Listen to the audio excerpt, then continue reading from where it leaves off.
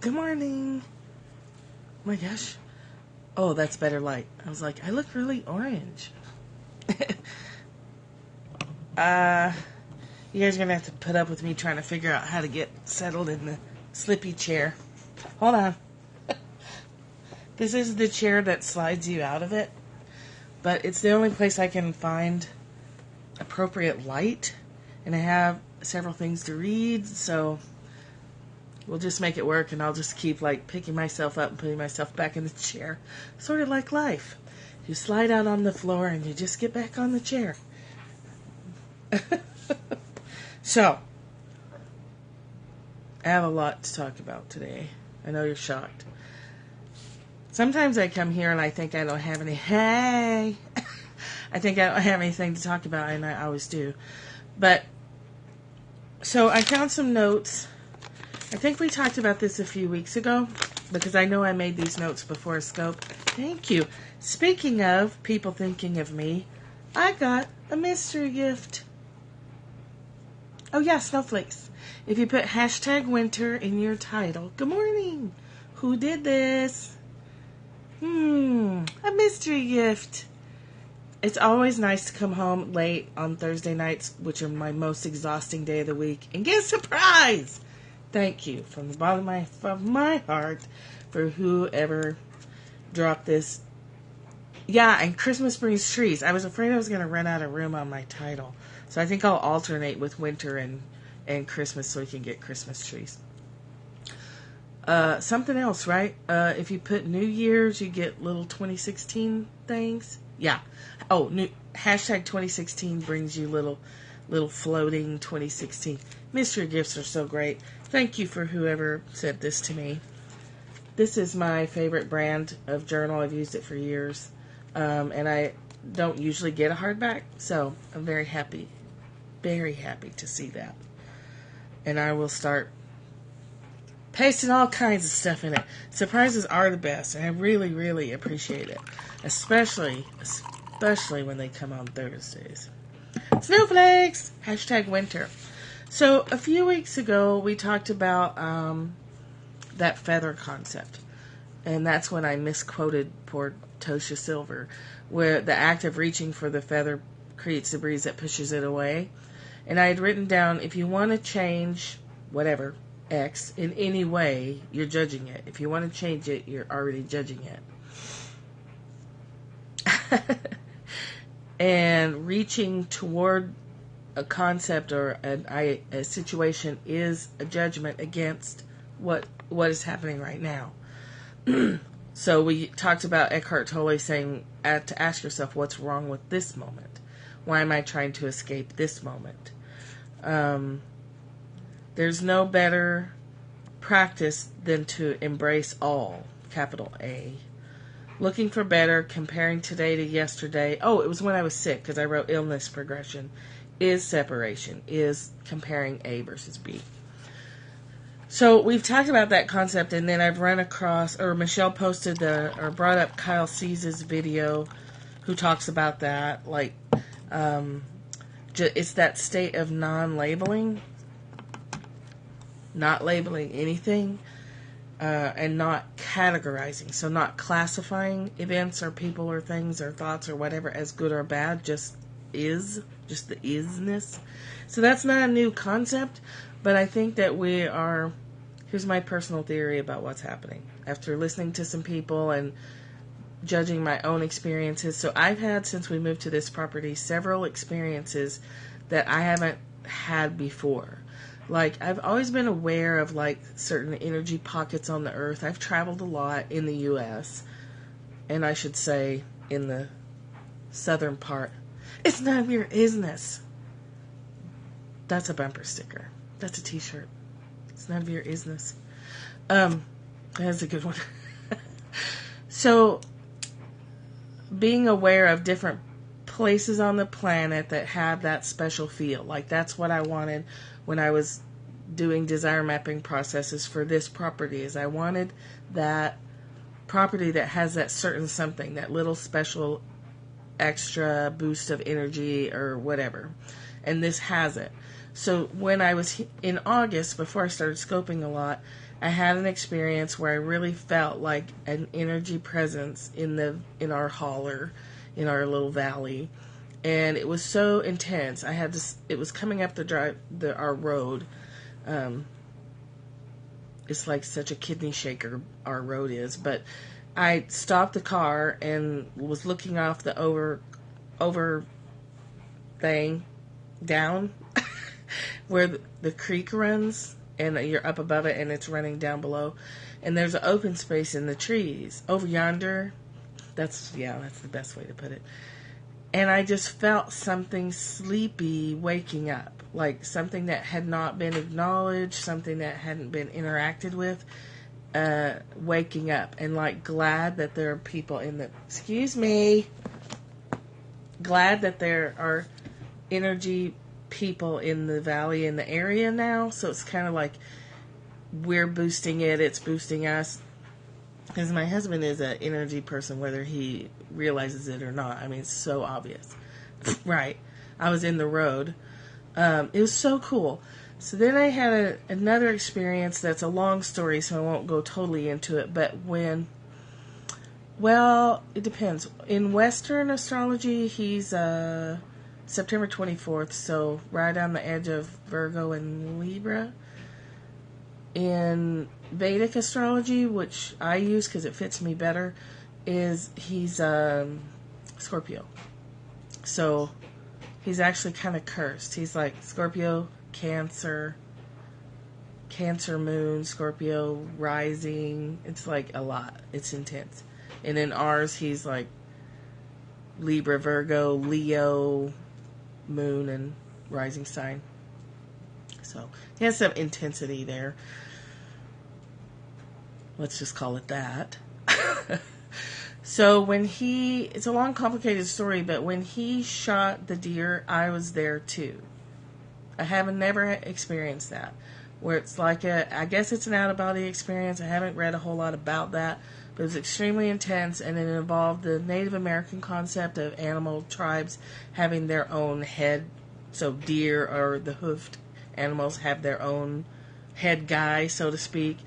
And so I was having an interaction with that energy, and then these words just seem so limiting, but they're all I've got. And then I was having this vision. I thought I was asleep, but it was like an out-of-body experience, wildly realistic vision of me shooting the deer, but he actually shot the deer, and it was at the same time. And in my vision, 2 deer ran by, and one stopped and looked at me, and I shot it. And it was perfectly okay. I struggle with the concepts of eating meat, but this was like an education session for me. I'll tell you the details one day. It's just too long. But the second deer ran by, stopped, looked at me, and I shot it. Well, he said 2 deer ran by, the second one stopped, looked at me, and I shot that one. And I was like, because that's the one that was willing. There was an absolute willingness there, like a presentation almost. So that was pretty wild. It was pretty intense, I gotta tell you. I haven't talked to a lot of people about it because I was like, whoa, your cheese done slipped right off the cracker into the floor. You have lost your nut. You have gone bananas. But I can't shake it. It was so intense, and it just won't go away, and so I'm gonna let it be what it is. Well, yesterday, third experience I've had since we moved here. I leave here at about 4:45, and so I get up at 4. You try to get out of here about 4:45 in the morning. Yeah, it was offering, as you may have. Hi, Nina, that you may have heard it explained in Native American hunting concepts or indigenous people hunting concepts, that when they hunt, it's an offering, it's an exchange. It's not a taking, it's a trading almost. So yesterday morning, I typically go slow because I hate running over animals. It's like the worst experience ever. So in the mornings, because I'm leaving so early and the wildlife is active, I go slower. I go about 40 miles an hour, and I really watch the sides of the road for eyeballs, because the headlights will catch their eyes and you can hit the brakes. And I'm telling you, possums are they're delayed somehow. They are not smart creatures. I often have to come to a dead stop and honk the horn, and then they kind of mosey off the road. But I really don't want to run one over, so I'm willing to do that. So I'm going slow yesterday morning, and I'm going slower, and I'm anxious because I'm like, I feel like there's deer out here. Normally I don't see deer that early in the morning. I usually see them coming home. Yeah, possums are not smart. God bless them. They're just, their primitive brains don't process cars and fast movement. So I'm driving along, and I'm anxious, and I'm like, I'm really worried I'm going to hit a deer. I don't normally feel like that in the morning, so I was aware, like, this is a different kind of feeling I usually have when I'm out here in the spooky woods in the early morning. So I was just driving slow. So then I actually almost hit the brakes once, and I couldn't see a deer, and I was like, damn it, there's got to be a deer around here somewhere. So I keep going, and then right off the side of the road, the road's up high and it drops down, I see antlers. Like big ones. And so he must have just tricky little deer jerks. I don't want to hit them with my car. If I hit one with my car, it's going to hurt me and them. It could kill us both, depending on how fast I'm going. And there he was, right off the side of the road. So he had just crossed and was dropping down into the off the road part over yonder. And so I was like, oh, there he is. And so then right after that, the anxiety dissipated, and I just went ahead and drove normal speed. So my personal theory is that Koya dancing and this return to wordlessness that we're seeking, and this my sudden interest in the Tao, I'll say this is my theory for myself, and if it applies to you, great. But I've spent my whole life here, usually. I'm a really emotional person, but I've tended to try and avoid that because it's uncomfortable. And so coming back into my body, and then now this experiences with the earth and people talking about New Earth, which I haven't studied, and I have that book, A New Earth by Eckhart Tolle, but I've never read it. And so I'm kind of glad, because my concept of this New Earth, when I think of those words, is we talked the other day about the world as we know it is ending. We know that. We can feel it. Things are so different. Maybe I felt like I had to drop my book because the concepts I was writing about were gone already. Like they just don't apply anymore. They don't seem to fit anymore. So the things that I was writing about that's why I couldn't finish that book, so I'll start a new book and ask for the new stuff. I think that we're returning to that intuitive oneness with the earth. So not meditating up in these, seeking upper levels, seeking floaty visions up here. And up and down are ridiculous, but it's the only frame of reference that I can think of to use. So up here is where we've been doing our spiritual journeys and our meditations, and they tend to be out here. So this fleshy bit gets ignored and not fully embodied. So Jody England did a podcast on this, and it's like, that's what I'm feeling. There's the words that I've needed. So not being embodied has left us disconnected from those awarenesses of what's appropriate to hunt and not hunt. Oh, cool. Walking the earth in partnership like we used to. Moving with the seasons, being highly aware of the moon cycles, being highly aware of the smell of snow coming or rain coming, or out of sight, out of mind, literally, and now it's as above, so below. Yeah, that's a great way to put it. So my mom's had some experiences in this area, and I've had multiple awarenesses. No, I haven't. Send me some titles, Catherine, and I'll get on it. And I'll get on reading that New Earth. More down to earth and here and now. Yeah, so it's like, this isn't a new concept. It's a returning to what we used to know. Aboriginal almost comes to mind. Okay, I will. I'll definitely get on it. And Catherine, if you'll send me some titles, I'll get on those too. So, oh, that's okay. Just send me some titles. So I think that's why words have failed me a lot lately, and why this Dow study has been so critically important to me. Because I've wondered, like, where have my words gone? I've always been a writer. I could write, was writing as soon as I could hold a pen, and reading early, and talking early, and talking certainly hasn't gone away, but writing definitely has. Like, it's not there, and it hasn't been really for years. So, returning to that awareness of the earth, returning to that walking in partnership, where if a deer is in the area and it doesn't want to die and I don't want it to die that day, then I'm aware of it if I let myself be. So I drive slower that day. Thanks for the shares and all these hearts. I really appreciate all of that. So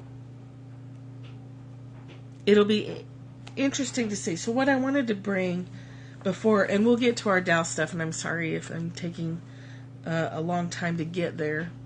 I resonate. So there's this wordlessness concept that Martha Beck talks about a lot, and it's the first thing that you do. And she's talking about it in terms of manifestation. And actually, I just heard, was on a conference call with her for her coaching thing, which I would love to take someday, or maybe not, who knows. But she was talking about how she moved to this ranch in California.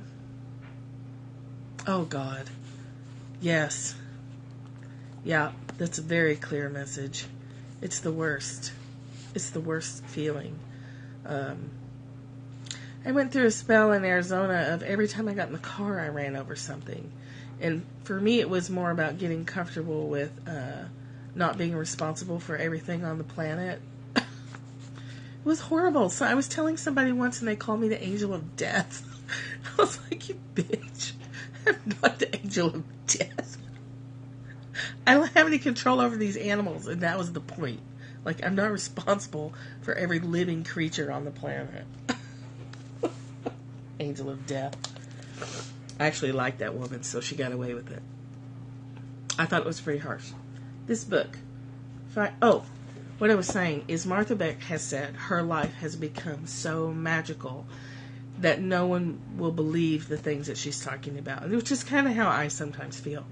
So she is having to write her actual experiences as an allegory, so as a fictionalized book that'll be coming out in April. And I was like, that's a real shame that you still, being at that status, can't get published if your life stories are seen as too unusual. So look for her book in April. But it's these things, steering by starlight, finding your own North Star, a lot of these processes, super exciting. So she talks a lot about returning to this oneness with Earth and this rattlesnake that, I guess, it's the only way it's going to reach the masses. So I'm glad she's found a way to do it anyway, even though the publisher was like, this is too far, Martha. The wordlessness, the oneness. So she talks about a process: wordlessness, oneness, visioning, imagination, that sort of thing. But the part that I wanted to read to you is what detached oneness feels like. So if you don't know what it feels like, before I say that, the other image I've had constantly this year is hands off the wheel, like literally taking my hands off the wheel and not knowing from 1 minute to the next what in the hell I'm going to be doing next. So I am running a GoFundMe campaign to renew my Desire Map license, and throwing that out there was like, here's an avenue for it, and if it happens, it happens. And then I still have a workshop for men that there's 2 days left to sign up for. But I'm also open to the idea that I don't know from 1 minute to the next. Here's the websites for that stuff: the GoFundMe campaign and the DM for Men workshop. There is a women's workshop coming up in January, but it remains to be seen. If I'm not licensed, I can't run it. So I won't advertise that one a whole lot yet. We'll see what happens in the next couple of weeks. But it's that hands off the wheel concept again. Just like let go of needing to know where you're going next and just listen to the wind and the leaves blowing and listen to your anxiety. Like it manifested my oneness as a little anxiety. So a little, and I'm calling it anxiety, but I don't know that it actually was anxiety. License for Desire Map. You have to have a Desire Map license to facilitate those workshops. So that has to be renewed in early January. So, and the Fund Me campaign has reward stuff built into it. So it's not like, hey, drop some money in this bucket and and get nothing for it. There's stuff you can get for it. So anyway, but I want to read you this really quick, and then we'll get to our Tao stuff. What detached oneness feels like. Because I think this is what's happening to a lot of us, because we're staying in nonverbal awareness for longer and longer periods of time, I think in a different way than we've experienced before, than I've experienced before. Sustained. When we access nonverbal awareness for sustained periods of time, the part of the brain responsible for the feeling of being confined in a body disappears, and the sense of all things combining as one interconnected self expands infinitely. On Jody England's podcast, she talks about expanding our range, and I think of awareness and allowing. So the mood swings, the weird mood swings, like happy, sad, angry, rageful, homicidal, suicidal, up and down, back and forth, is just part of the process. And you only get tangled up in that when you want to label it and categorize it. If you just let it come and go and come and go and come and go, it's not that bad. The part of the brain responsible for the feeling of being confined in a body disappears, and the sense of all things combining as an interconnected self expands infinitely. Throughout human history, the wayfinders, which is what she's calling people who do the things we do, the wayfinders, who've accessed this part of their true nature, have tried to tell the rest of us how wonderful it is. I know about love the way the fields know about light, wrote Rabia of Basra, Rabia. All objects in existence are wildly in love, Francis of Assisi claimed. And Teresa of Avila wrote, Avila, I have stepped from that region of myself that did not love all the time. All over the world, the voices of the wayfinders agree that entering oneness is falling in love with everyone, every place, every time that ever existed or ever will exist. Aloneness, they tell us with a single voice, is illusion. The truth is all oneness. The way to find this state of sustained oneness is not to grip your loved ones more tightly, but to so saturate yourself with the experience of love that you know you'll never be without it. If you have that connected place where every possible need is satisfied and you're completely content, then you don't pull and tug on the people around you or the situations around you, trying to get them to fulfill a need that you have. Your sensation of neediness is gone because it's already been fulfilled and you know it. You know it into your bones. Saturate yourself with the experience of love so that you know you'll never be without it. She gives 3 exercises to reestablish your connection with the reality of oneness, to learn that you can access love across any span of time or space. Use these techniques when you're feeling lonely or desperate, and I would add or controlling. When you're feeling that anxiousness of needing to know what's coming next, these are great exercises to practice. It's a sense, believe in the sense of connection you can create, and you may never again ruin a relationship or enter a relationship that's doomed to ruination, or take a job that you don't want, or move into any kind of situation that's not going to serve your soul and your life path. One is sitting quietly, stilling your mind, or dropping into wordlessness through a path of rhythmic play. So rhythm is a tool you can use to let the words recede into the background. That's playing music, weeding, gardening, churning butter, any kind of repetitive drumming, dancing. I would see Koya dancing as an excellent way to achieve a wordless state because of the rhythm. So playing a guitar, playing drums, even crochet. If you think about it, people who crochet and knit a lot say that it's relaxing because it is. But it is a very rhythmic motion. It's repetitive, it's rhythmic, and you can really drop into wordlessness that way. Definitely because you've taken on responsibility for their welfare and well-being, which is normal. It's a constant education and learning to have faith that the same forces that protect you protect them. The same forces that guide you as a mom guide children as they grow up into adulthood. They have the same access to the same power, and they're being guided in the same way you are. So anything that they experience, you're there for. I was almost as we guide them, and we put a little basket of protection around them while it's necessary. So the way I used to describe this in parenting classes is, as little children, we hold them like this, in a very small container. What we forget to do is, as they get bigger, that container needs to get bigger. They get a little older, our protective basket around them has to spread a little further and further apart. It has to get bigger and bigger. We never stop having the impulse to make that little small container because we want to wrap them up in plastic and feather their nest and make everything perfect for them. But it's not appropriate because they need to stretch and grow, and they can't stretch and grow if we've got this little container around them. It's the same for your relationships. If you've taken on the responsibility for all of their well-being, you feel like you've got to guard it.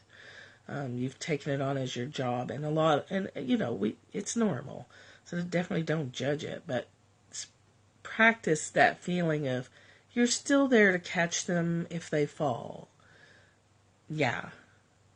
Smothering, yes. If a child is growing and you've got this tiny container around them, it crushes them. They can't stretch and grow. You've got to step out so they can stretch a little more. You're not going away, but you're expanding their ability to stretch and grow and make mistakes. We learn through mistakes, hopefully. Sometimes the worst experiences in life teach us the most and give us the most gifts, and that can be hard to watch if you feel like it's your fault that it's happening, or if you feel like it's your responsibility to make sure they don't experience pain. Morgan said last night, Ashlyn does a thing where she gets frustrated, and her level of frustration is primal. Like, it's almost awe-inspiring to watch, but except that you can tell that she is just really, she's suffering. Like, she gets so angry and so rageful when it's very brief. It doesn't last very long, but she's like, even as a tiny infant, she would hold her arms down at her sides and clench her fists and stiffen her legs and scream the most god-awful screaming. I was talking to Morgan last night. My tongue, it's actually hard to talk today because she headbutted me, and my tongue is a mess. I spit blood for like 15 minutes. That was at the end of her tantrum, but she can't stand getting dressed, so she's probably on the spectrum somewhere. But she thrashes, and she's 36 pounds, so it's kind of awful. So I was talking to Morgan, and Morgan said, this was such like an amazing observation. She said, oh, I'm fine. She said she doesn't think she thinks Ashlyn is what we might call an old soul, and that being in a body is extremely frustrating for her. She said she thinks that Ashlyn thinks older. How'd she put it? She said she thinks older than her body is. So I think sometimes our conflict as moms is we know that they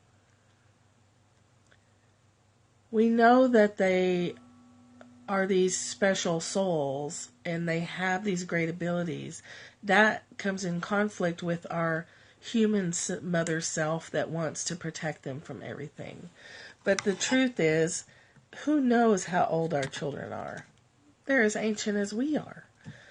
So we have to create the room and let them experience the pain or events and get their heart broken and all that stuff. So, Michelle, I think it's just a matter of coaching yourself and reminding yourself a lot that it's okay to make that basket bigger now, especially because yours are, 13 and 15 or 14 and 16? What are they? They're teenagers. So you can't go totally away, but it's definitely appropriate to start taking your hands off. And then when you feel the anxiousness, reminding yourself, they look like children, but they are here with their own destiny, just like I'm here with my own destiny. And things that I went through as a kid shaped and formed me as an adult. And you just always pray that they survive their lessons, and you're always there to help them when they need it, when they ask for it.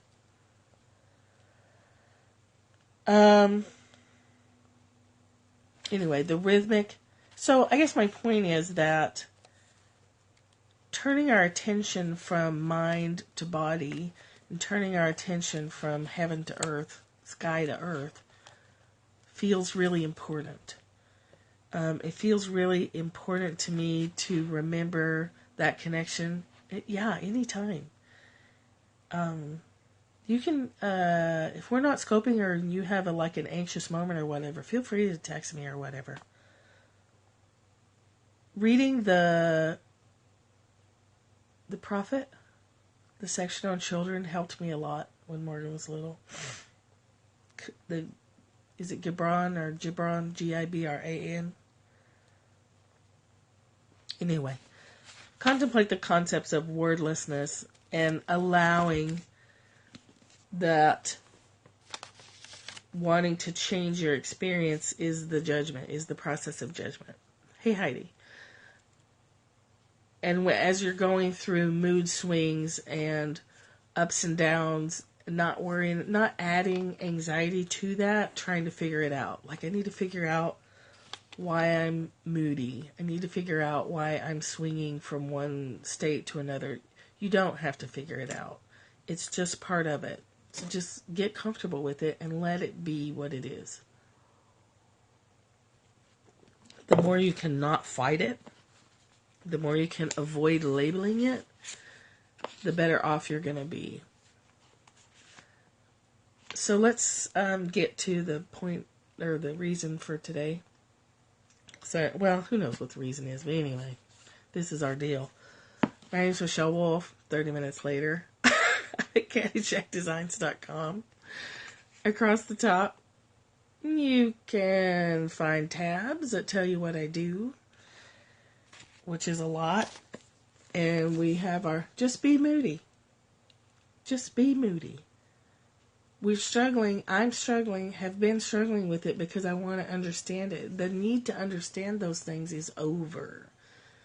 Acceptance is important. Acceptance is far more important than understanding it, because understanding is what? It's a collection of labels and storytelling. You're not really understanding, you're just creating a comfortable story. And then once you have a story about it set, then you're like, oh, okay, I understand it now. You still don't understand it. You just made a really nice story about it. A story that settled your mind down and now you feel comfortable. So we'll start here. This Tao thing, this Tao, the way concept is more than 2,500 years old. And it is what it is. It is what we're talking about. It's coming. It's never gone away, obviously. But it seems to be up in the forefront of more than one person's mind. Oh my gosh. Look at the title for today. Growing Downward. Can you see that? You might be able to screenshot that whole thing. If I can get it. Oh, I don't know if it's going to focus. I don't think it's going to focus. I'll read it to you. Growing Downward. Ta-da! Oh, it's like Synchronicity Central around here. Be broken to be whole, twist to be straight, be empty to be full, wear out to be renewed, have little and gain much, have much and get confused. So wise souls hold to the one and test all things against it. Not showing themselves, they shine forth. Not justifying themselves, they're self-evident. Not praising themselves, they're accomplished. Not competing, they have in all the world no competitor. What they used to say in the old days, be broken to be whole, was that mistaken? Truly to be whole is to return. What did we just spend a half hour talking about? Returning to body, returning to earth, returning to partnership, co-creation with earth. You know, Michelle, another concept about parenting for anybody who struggles with parenting is trust. Trusting in the skills and abilities you've gifted your children with and their own innate talents, that when they hurt, because they will, and when they get broken, and they will, they have the ability to recover even stronger. Just like a broken bone is stronger in the broken place, our children get hurt and they will recover. We stop at the point of they get hurt, oh my gosh, we don't want them to get hurt. And we forget to think that they also recover. So put your mind in the point of they're going to get hurt and they're going to recover. Yes, trust is the word that popped up in my head while I was reading this. It's an issue of trust. Yes, taking the long view. Yeah, taking the long view. They'll be okay. They'll get broken and they'll heal. And they'll hurt and they'll not hurt, just like us. Be broken to be whole. Be empty to be full. Truly to be whole is to return. Definitely. Responsible, so responsible. We make ourselves responsible. I had a friend once who used to say, I'm having a weight of the world day. One day you'll look at them and think, wow, how did I raise that? Right. How did I do that? Yeah, it's what we do. It's okay. And it's appropriate for a time. And then the transition time is hard sometimes to make the transition. Hi, Cynthia. Okay, so the second, the synchronicities that happen in this group are fascinating to me. Hello! Stephen Mitchell's translation. Little snowflakes. Ooh, the blue snowflakes are so cool. They look like snow, like real snow. If you want to become whole, let yourself be partial. Yeah, they turned out all right. They usually do. They usually do. If you want to become whole, let yourself be partial. If you want to become straight, let yourself be crooked. If you want to become full, let yourself be empty. If you want to be reborn, let yourself die. If you want to be given everything, give everything up. That's the tricky bit. You have to die to be born. You have to give everything up to get what you're looking for. To acknowledge what already exists. Because you going out and trying to find something is ridiculous because it's already right here, right now. So giving the concept of reaching outward up and letting yourself become aware of what's here right now. My screen is freezing up a lot. I hope that yours is not. Oh, look at the pink snowflakes. Those are so cute. It's tricky, tricky, tricky. Yes, it's a balancing act. The master, by residing in the Tao, by residing in that wordlessness, by residing with your connection to Source, sets an example for all beings. Because he doesn't display himself, people can see his light.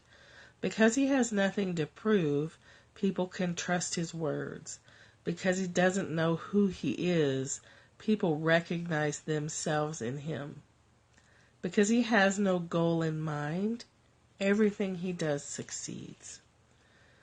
When the ancient masters said, if you want to be given everything, give everything up, they weren't using empty phrases. Only in being lived by the Tao can you truly be yourself. Byron Katie says at one point during her awakening, she felt like she was no longer breathing, but that she was being breathed. So she became aware of the presence that inhabits the body, that breathes the body. Because once that presence is gone, the body no longer breathes, right? So that state of oneness that we have a hard time being in is breathing this body, is pumping this blood, is animating this material that we call body.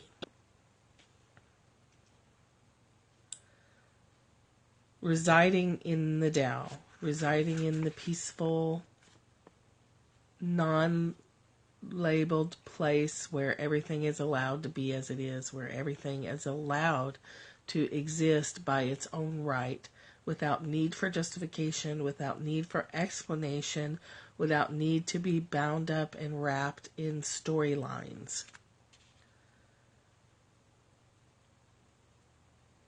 Because he doesn't display himself, people can see his light. Because he has nothing to prove, people can trust his words. Because he doesn't know who he is, he's not identified with a category, people recognize themselves in him. Because he has no goal in mind, everything he does succeeds. Only by being lived by the Tao can you truly be yourself. What a great chapter. Letting ourselves die to our concepts is a struggle because your mind will fight you, as you know, will fight you every step of the way. I love it. Another good one. It's getting deeper. It's either getting deeper or I'm understanding it more. Could be both.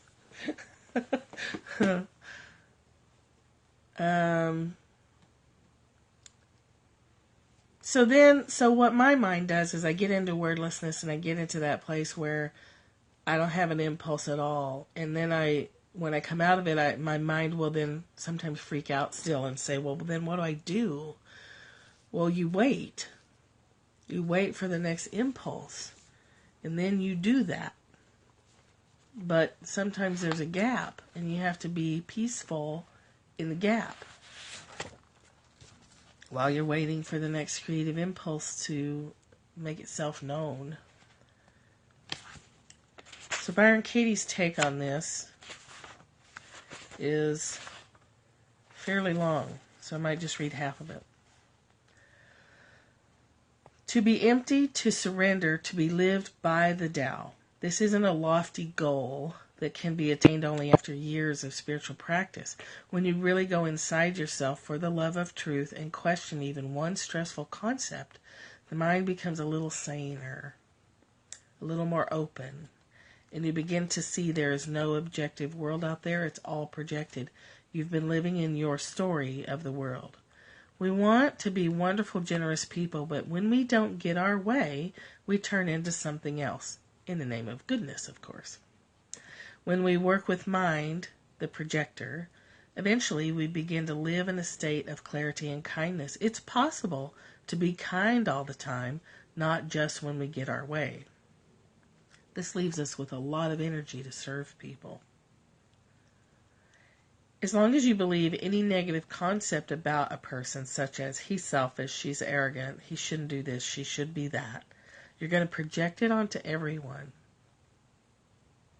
Your husband, your wife, your parents, your children. Sooner or later, when you don't get what you want from them, or when they threaten your sacred beliefs, you're going to impose that concept on them until you meet it with some understanding. This is not a guess, it's what we do.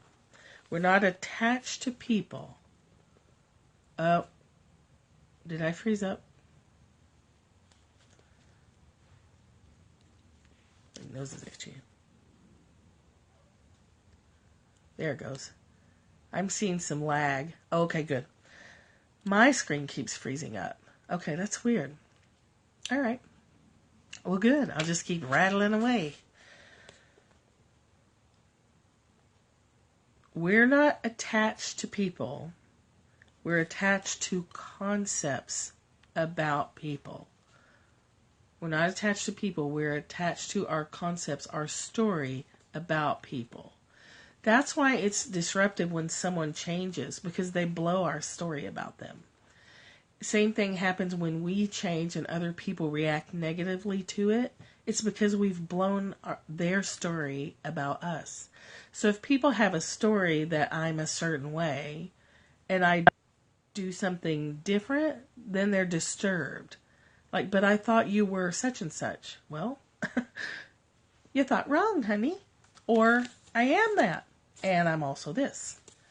We can get accused of being flaky when we feel comfortable expressing a lot of different aspects of ourselves. People, and this is so normal, so it's not a judgment because we all do it. We put each other in little categories. This person is X, Y, and Z. This person is A, B, and C. Well, then when they act out F, G, and K, it's disturbing because our minds are like, something's different. Something's different. Now we have to recategorize everything. Now we have to rethink it all. Constantly investigating your storylines about your life and other people keeps you a little more fluid in that process. It shakes your view of them, yeah. So that's why people are blown away when Preacher Bob has an affair with a transvestite cokehead and gets caught.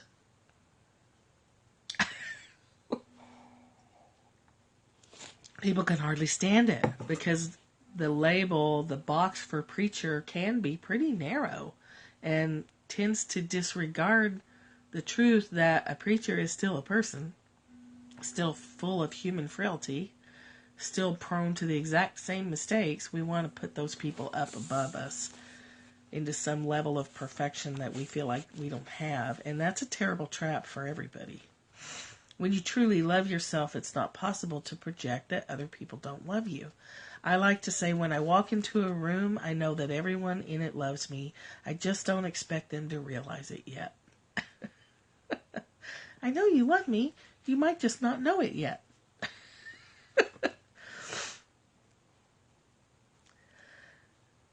Feeling love doesn't depend on anyone outside. I like it too. It would be a great way to live. I honestly feel like I've had moments of that, but it'd be a nice way to live all the time. So this is a section that I think we may have read before. If you say you love your husband, that's not about him. It's telling him who you are.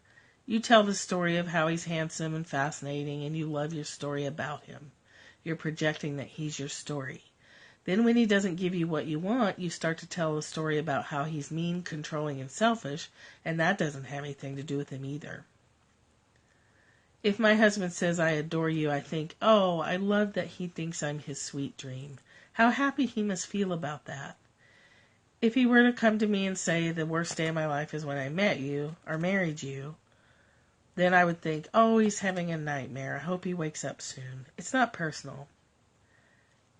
I know we've read it before because there's Avery evidence on this page. Right there with the gel pen. Oh, Avery. When you come to love yourself, you automatically love the other person. Avery edits. Yeah. When you truly love someone, a thought like you should love me just brings laughter to your heart. Can you hear the arrogance of that thought? I don't care whom you want to love. You should love me, and I'll even trick you into it. That's the opposite of love. If I think my husband should love me, I'm insane. Either does or he doesn't. It's not personal. There's nothing you can do about it. And it's a very conditional existence. Like I tell the story about the good husband I have when he's doing what I want. Then I tell a story about a bad husband that I have when he's doing something that I don't want. So our stories about people are a reflection of how we're really feeling, which is a very conditional way to be in relationship with someone. Part of the reason that my relationship with Heath works is I'm constantly reminding myself that he is who he is, and I don't try. There are certain behaviors that I won't live with. That's different than trying to change someone. I don't say you have to become this other thing. I say you have choices. These are behaviors that I will live with. These are behaviors, and they're very few, extremely few, that I won't live with, that are non-negotiable. As for the rest, whatever. I don't make him feel bad if he's gone with friends, which right now doesn't happen because he doesn't know anybody here. But, in the past, I didn't give him grief about it. I didn't question him when he came home because he's free. I want that freedom, so I'm absolutely willing to give it to other people because I want the freedom to be different on Monday than on Tuesday. To express whatever parts of my personality are at the forefront. I want that freedom. So I want other people to have that as well. Nothing's more horrible than feeling obligated to stay in relationship with someone. That's awful. It's not his job to love me, it's mine. It's no one's job to love you. It's your job. And only your job. And only you can do it. Letting people off the hook is very freeing for everybody. And often when you let them off the hook, they start doing what you wanted them to do in the first place. Because you've ended the power struggle. That's very true of children. If you're power struggling with children, dropping the power struggle almost always creates an immediate change in behavior. Just letting people off the hook. It's too tiring anyway. Let him love whoever he loves. He's going to anyway. I should love me, and I should love him. The story of who someone loves should not keep me from the awareness that I'm seeking. There's nothing you can do with love. All you can do is experience it. That's as intimate as you can ever be with another human being. You can have those physical interactions, and that's nice, but that's not it. Love is nothing you can demonstrate or prove. It's what you are, right? We're love, and our purpose on earth is to be love, to express that love, and that's it. It can't be done. It's too vast to do anything with. Love is too huge to manipulate. As you open to the experience of love, it will kill who you think you are. Because it will have no other. There is only one God. There is only one source. It will kill anything in its way. It will destroy your stories if you allow it to. Once you give yourself to love, you lose your whole world as you perceived it. Your world can end as it's being reborn into something else. Love leaves nothing but itself. It's totally greedy. It has to include it all. It will not even leave out the shadow. Let's see. We've talked about this before. Our pain is in denying love. Our purpose is to express love, and when we deny it, when we cut it off and dole it out to people we think deserve it, it hurts us. A boundary is an act of selfishness. Now, there's some nuances there we could explore. There's nothing you wouldn't give to anyone if you weren't afraid. Of course, you can't be generous ahead of your time. So you can't be boundaryless until you're ready, until you're so centered in your natural infallibility that being boundaryless will not injure you. Until you're at that point, boundaries have to exist or you injure yourself. Eventually, there's no attempt at protection. Giving everything you have becomes a privilege. This is why I say that, and really, I really don't want this to be taken the wrong way, because I don't mean it in a judgment way. But I don't believe that we need protection against anything, ultimately. If we feel we need protection, then we need protection spells or protection amulets or chants or whatever it is we feel like we need protection from. But ultimately, you don't feel like you need to protect yourself. If you feel threatened, you return to love. If you feel threatened, you return to the truth. If I feel like someone's attacking me with their energy, I send them love. And you can't push a river. You can't push against a current. So if I'm flowing love and you're throwing hate at me, what's going to happen? You're going to go away. And I'm going to feel great the whole time. I have felt people throwing their nasty energy at me. That I've had several of what could be called, I guess, psychic attacks. Like when you just know someone is hating on you in the worst possible way. And that can feel frightening. Until I remember that all I have to do is really pull more love in and out. The more love I'm flowing, the safer I am. I don't need a protection spell. Yes. Protection spell, yeah, perfect. Protection spells calm my ego, and then I remember all there is love. Yeah. So the problem with depending on a spell or and this is nothing against it. It's where everybody's at. And if it works for you, then that's great. Whatever it takes to make you feel safe. Just know that eventually your safety and your well-being, everything, all of it, comes from here. Well, you'll get another chance in life to practice. I'm sure. Oh my gosh. It's so hard. When we feel threatened, we really want to retreat into fear, but you don't have to. This chapter 22. Chapter 22. No boundaries and burnout. Well, that's where I think you have to have... Hold on. I got to get back in the chair. That's where I think you have to have the boundaries until you're so constantly connected, which may be a lifetime practice, that those things don't pull on you anymore. I know that I could not go back and do child protection right now because I'm not connected enough. That's like the hardest thing in the world for me to feel centered in while I'm doing that work. And I don't have it in me anymore I can't do it right now.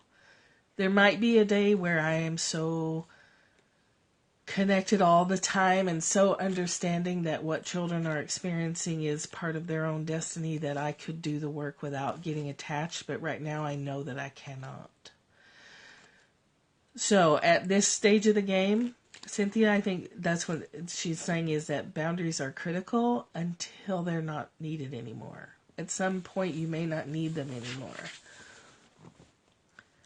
Kyle C's on one of his videos said, water does not worry about ice because it knows that ice will return to its natural state of water at some point.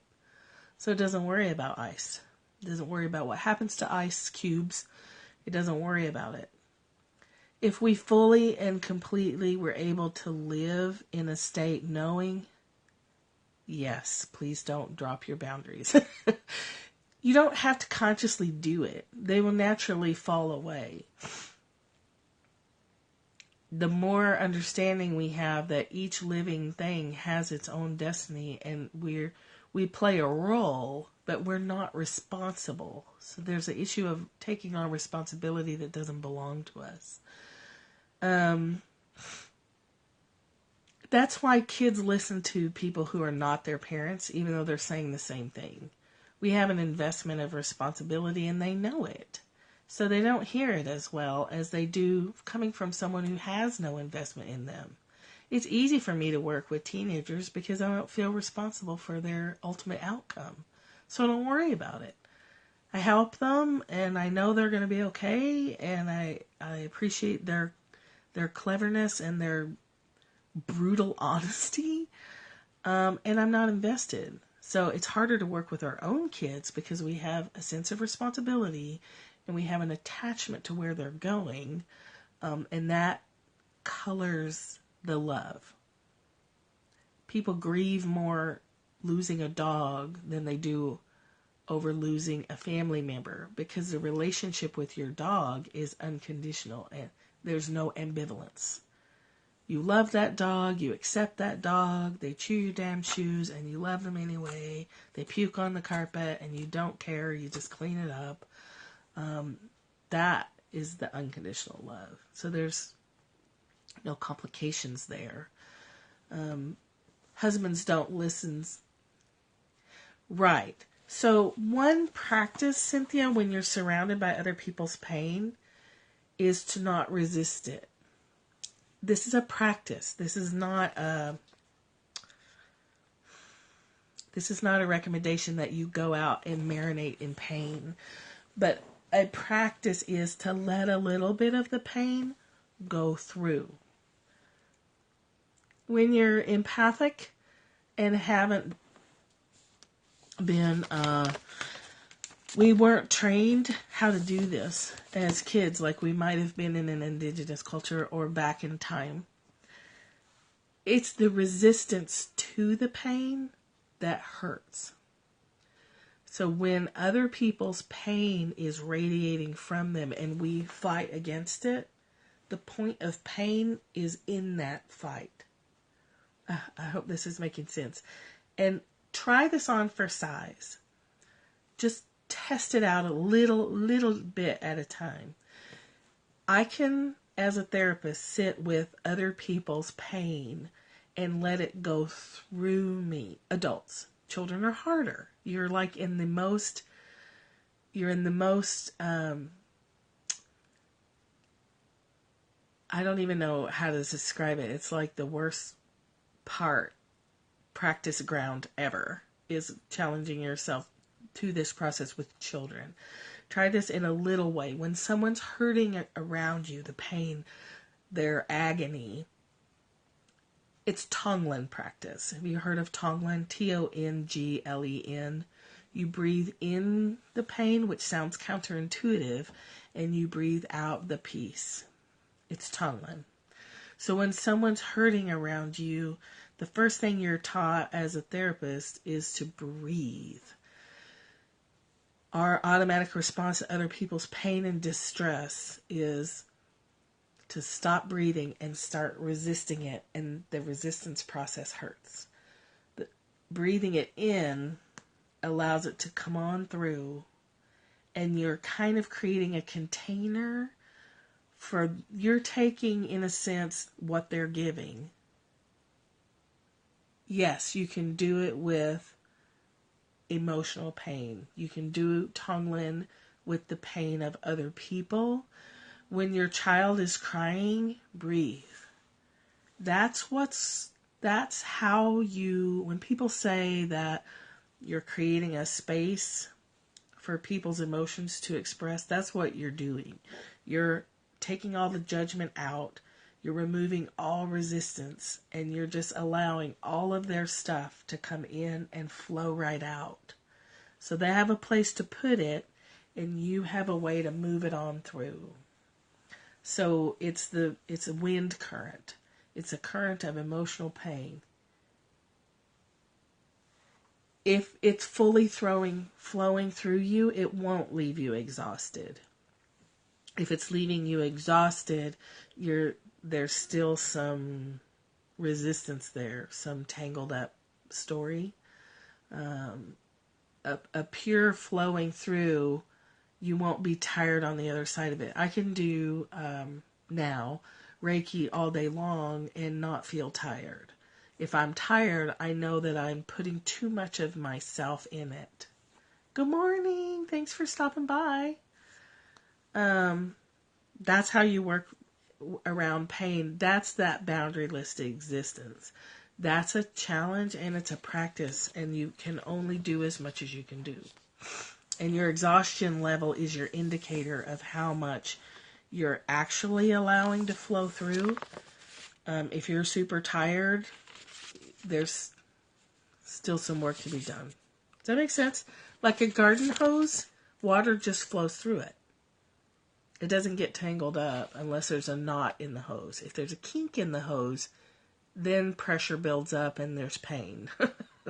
Garden hose pain. But a pure open garden hose doesn't experience any restriction of flow. It just flows. A pure open human channel doesn't get exhausted because there's no kinks in the hose. I think it depends. It depends. Sometimes running off to a cave is the perfect thing to do. Sometimes opening more is the right thing to do. You just have to learn to trust yourself on that. Like, what's appropriate for me now? Am I running off to restore, or am I running off to hide? Restoration running off is perfectly necessary. Absolutely necessary. So, I just lost my place, so I'm going to take that as a cue to stop there. Let me just read that last paragraph, though. Once you give yourself to love, you lose your whole world as you knew it. You're welcome. And these are just my ideas and things that I've experienced. So, try it on. If it doesn't fit, it doesn't fit. And that's totally okay. Love leaves nothing but itself. It's totally greedy. It has to include it all. I love you too. I like the host. I do love you guys a lot. I really do. I'm not just saying like I love you guys. Let's do lunch. No, I really love you. I like the garden hose metaphor too. It helps me. A conduit, an open conduit for love is what I want to be. It's not what I always am. But when I am, I'm never tired. Love leaves totally. I think if we met halfway, it's only about a 3-hour drive, which I do 4 freaking times a week anyway. It took me 3.5 hours to get to Loganville the other day. A boundary is an act. No, let's not even use that word. There's nothing you wouldn't give to anyone if you weren't afraid. Of course, you can't be generous ahead of your time. I would. I have to wait for this twin stuff to settle down because my knee literally can't handle it. I'm in so much pain today. But yeah, I totally would. These days, 3 hours is nothing. Eventually, there's no attempt at protection because if you're protecting something, you defend against it. We should find just a center point and meet there. A center point on the map. If I feel like I have to protect something, I'm defending something. When you're fully in love, there's nothing to defend. I don't need to defend my putting out a GoFundMe campaign to try and raise money that I don't have right now for something that I want to do. I don't have to defend that. If I'm fully immersed in love, it is what it is.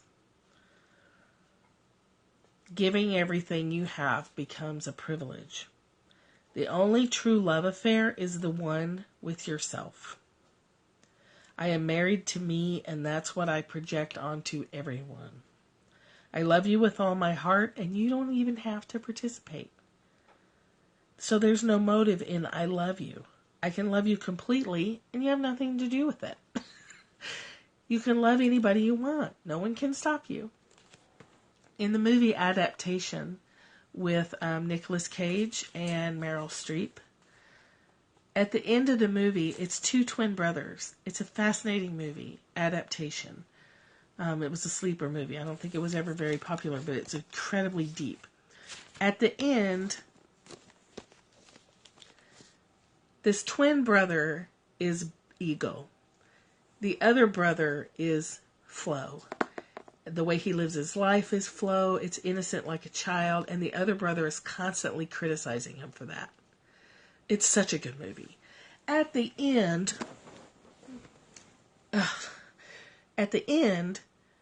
the critical brother says, "Why do you love her? She doesn't even love you back." And he says, she doesn't, basically I'm paraphrasing, she doesn't have to love me back. I like loving her. And that's what I do. I love her. It doesn't matter what she does. It doesn't matter if she loves me back. The whole point is I love her. Okay, I gotta go too. Ugh, my nose is itching so bad.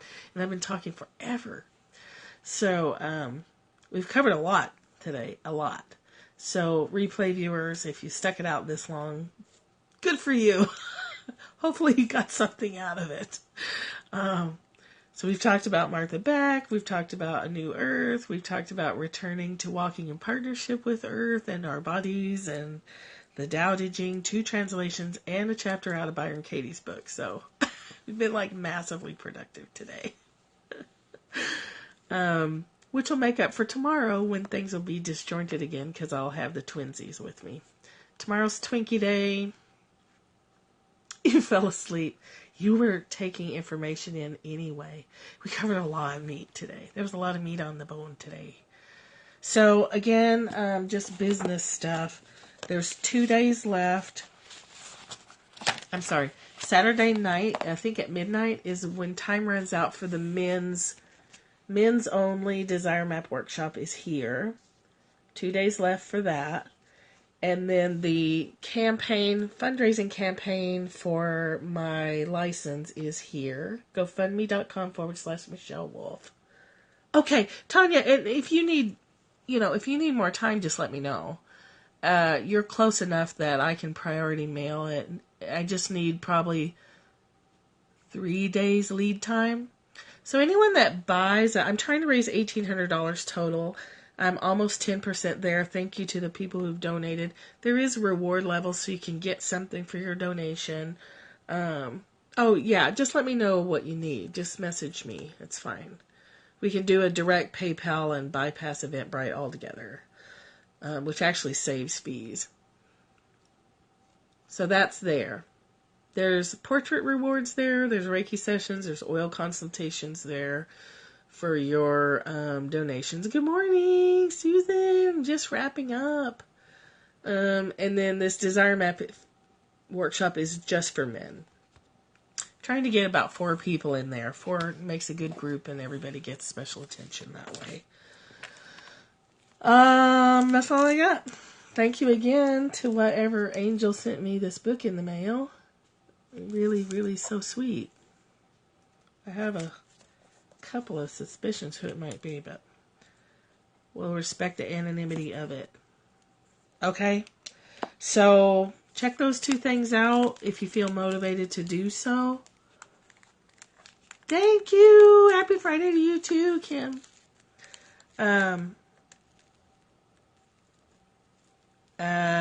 Yes, because I'd like to keep being here every day. And I love leading Desire Map workshops. So, let's see what happens. And I love you very, very much. And we'll talk to you. Thank God you can fast forward through the replays now, right? You can, anything boring, you can just skip right over. You're welcome. Have a great Friday. Talk to you soon. Thanks for being here. Thank you for everything that you guys do. So appreciate the interaction.